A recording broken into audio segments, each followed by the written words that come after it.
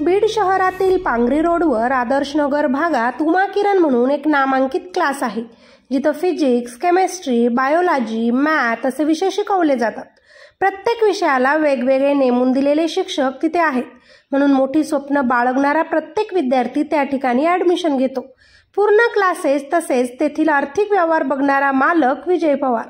नाव तर तुम्ही सध्या ऐकलंच असेल, पण म्हणतात ना, नाव मोठं आणि लक्षण खोटं. चला आज आपण एका पीडित मुलीची व्यथा ऐकू. उमा किरण क्लासचं नाव खूप मोठं होतं, त्यामुळे 2024 मध्ये दामिनीने नीटची तयारी करण्यासाठी उमा किरण क्लास लावण्याचं ठरवलं. मुलीचं स्वप्न म्हणून आई वडिलांनी मोठ्या कष्टानं त्या क्लासची फी भरली आणि मुलीने अभ्यासाचा प्रवास सुरू केला.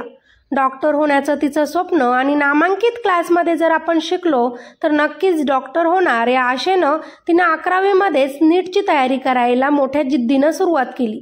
घरी आल्यावर तिचे आई वडील देखील तिला म्हणायचे, काही समजत नसेल ना बेटा तर लगेच शिक्षकांना विचारत जा, आपले डाऊट लगेच क्लिअर करत जा, म्हणजे पाया पक्का होईल. तशी दामिनी अगदी हुशार मुलगी, पण काही समजलं नाही तर ती आपल्या शिक्षकांना लगेच आपले डाऊट विचारायची. आपले डाऊट क्लिअर करून आपला क्लास संपल्यानंतर ती उज्ज्वल अभ्यासिकामध्ये अभ्यास करायला जाऊन बसत. हेच तिचं नेहमीचं रुटीन झालं होतं. प्रशांत खाटोकर हा माणूस दामिनीला फिजिक्स विषय शिकवायचा. तिनं विचारलेल्या प्रश्नांची उत्तरं देण्याऐवजी तो नेहमी तिलाच निहाळत बसायचा, जे तिला विचित्र वाटायचं.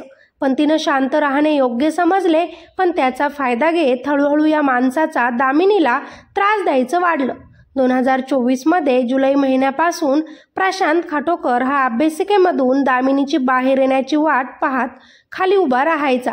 अभ्यास करून ती बाहेर आल्यानंतर तो तिला म्हणायचा, चल गाडीवर बस, मी सोडतो. पण दामिनी कधीच त्याच्या गाडीवर बसायची नाही. नाही नको म्हणून ती त्याला टाळायची. दामिनीचा क्लास दुपारी 2 ते 6 वाजेपर्यंत असायचा. नीटची परीक्षा क्लिअर करायचं म्हटल्यावर दामिनी रेग्युलरच आपला क्लास करायची, ज्यात तिला आता या माणसाचा त्रास व्हायला लागला.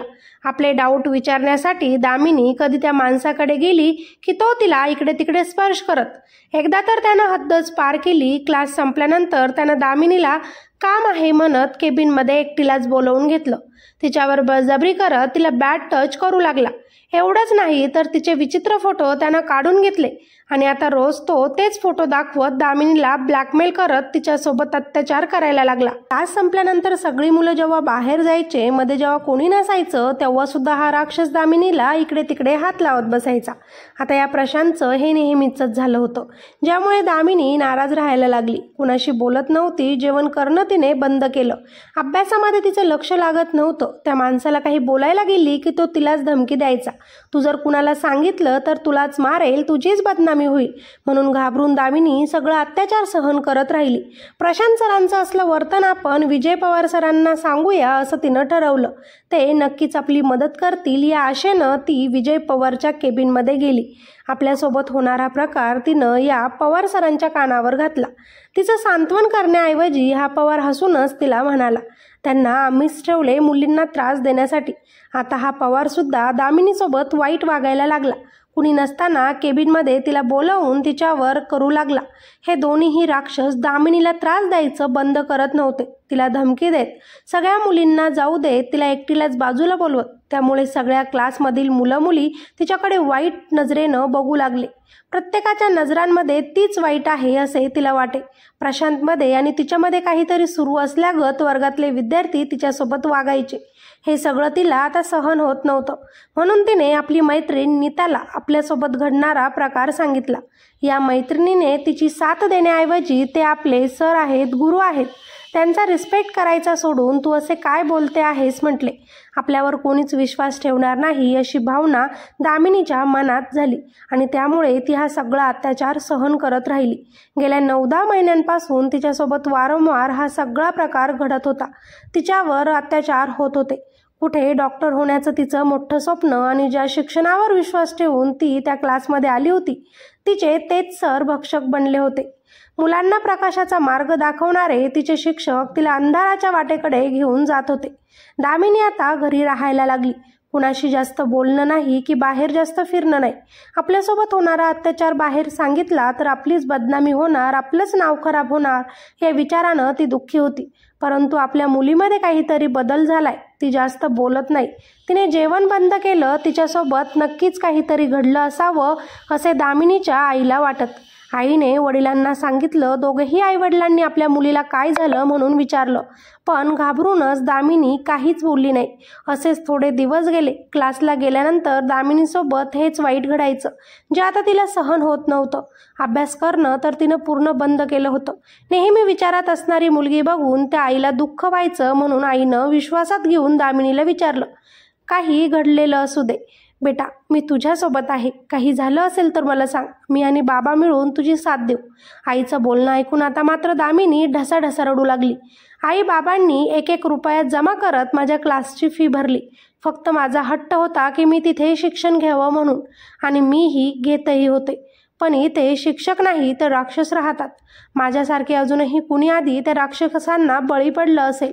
मुलगी कोड्यात बोलते पण विचित्र बोलत आहे. आई घाबरली. तिला जवळ घेत विचारू लागली. तेव्हा दामिनीने आपल्यासोबत गेल्या 10 महिन्यांपासून घडलेला पूर्ण प्रकार आपल्या आईच्या कानावर घातला आणि आईने तो बापाच्या.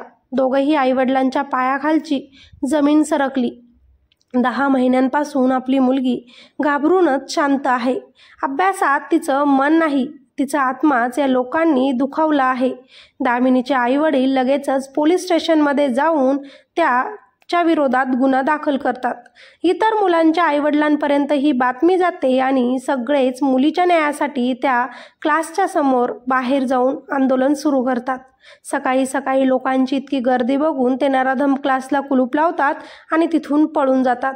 पण आरोपींना अटक व्हावी यासाठी मोर्चा काढला जातो. या गोष्टींवर निषेध म्हणून जिल्हाभरात लोक मोर्चा आंदोलनं सुरू करतात. मुलांसाठी आपण पालक इतका पैसा देतो, पण आपल्या मुलांचं भविष्य त्या क्लासमध्ये सुरक्षित नाही. आम्ही भरलेली फी परत करा अशा प्रतिक्रिया काही पालक तिथे देतात. स्थानिक गुन्हे शाखेनं रविवारी मध्यरात्री चौसाळा व मांजरसुंबा परिसरातून या 2 आरोपींना अटक केली आहे. बीडच्या शिवाजीनगर पोलीस ठाण्यामध्ये आरोपी विजय पवार आणि प्रशांत खाटोकर यांच्या विरोधात पोक्सो अंतर्गत गुन्हा दाखल झाला. हा विषय खूप गंभीर आहे, त्यामुळे त्या क्लासच्या समोर अनेक पालक मोठ्या संख्येने उपस्थित राहून मुलीला न्याय मिळवून देण्यासाठी उभे आहेत. प्रशांत खाटोकर हा वडवणीचा मूळ रहिवासी आहे, त्यामुळे वडवणीचे लोकही तिथे जमले होते. खरं तर आधीही एखाद्या मुलीसोबत असे घडले असावे, पण घाबरून कुणी बोलत नसेल, कारण विजय पवार या शिक्षकाने मागील काही दिवसात शिक्षण क्षेत्राच्या नावाखाली कोट्यवधी रुपयांची माया जमवली आहे. तो प्रोफेशनल खाजगी क्लासेस चालवतो. शिवाय त्याचे इंग्लिश स्कूलही आहेत. त्याचे राजकीय नेत्यांसोबत नियमित उठबस असते. प्रतिष्ठित सामाजिक कार्यकर्त्यांसोबत त्याचे नेहमीच फोटो व्हायरल असतात आणि म्हणूनच घाबरून विद्यार्थी पालक शांत राहणेच उचित समजत असेल. खरं तर दामिनीनं तिच्यासोबत जे घडलं होतं, जे घडत होतं ते आधीच सांगायला हवं होतं. त्यामुळे तिला 10 महिने हा त्रास सहन करावा लागला नसता. परंतु या माणसांची इतकी मनात भीती असते की माणूस विचार करायची क्षमताच विसरून जातो. मुलींनो, तुम्ही पुढे या. अत्याचार सहन करू नका. नराधमांविरुद्ध तक्रार करा. अशा नराधमांना फाशीची शिक्षाही कमी आहे. त्यांच्यावर फक्त गुन्हा दाखल करून त्यांना जेलबंद करू नका. लगेच जामिनीवर बाहेर सोडून देऊ नका. मुलांचं, पालकांचं आयुष्य बर्बाद करण्याचा या लोकांना अजिबात हक्क नाही. जगण्याचाच अशा लोकांना हक्क नसतो. त्यामुळे पालकांच्या स्वाधीन या आरोपींना करा. ते बरोबर त्यांना शिक्षा करतील. भर चौकात शिक्षा झाली की पुढचा गुन्हेगार बनणार नाही. बाकी या घटनेतून तुम्हाला काय वाटतं? या दोन्ही आरोपींना कुठली शिक्षा